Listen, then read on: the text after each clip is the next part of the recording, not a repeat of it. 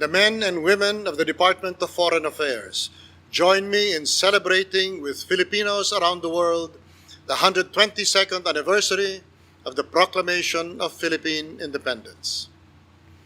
The Philippines is once again at a turning point in history.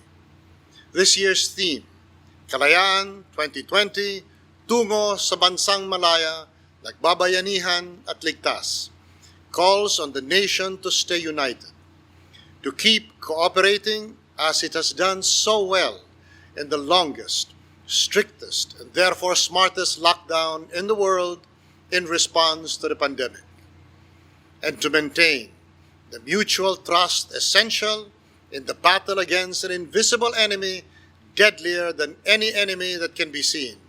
This is real stealth warfare, with all the advantage of surprise and deadliness on the other side. The circumstances faced by our forebears 122 years ago were different. Although we lost that battle, we ultimately won its objective by cooperating with the victors to achieve our independence. Now we face an enemy we cannot see until we are stricken by it.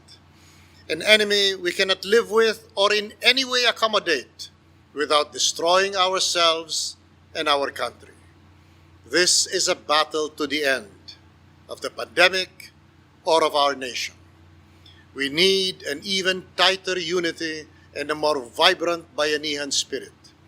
We need more courage, fortitude, and perseverance than our forebears had if we are to win the war against this pandemic, because we have no choice. We win or we die. With President Rodrigo Roa Duterte at the head of a national war effort, your government is trying everything possible, given our limited resources in manpower and medical technology and resources, despite which we have done so much better than many rich countries, to ensure an inclusive and effective national response to this pandemic, a response that leaves no one behind or unprotected, that sacrifices no Filipino, nor spares any, however privileged, from some of the strictest protocols adopted anywhere against COVID-19. The road to healing and recovery will not be easy.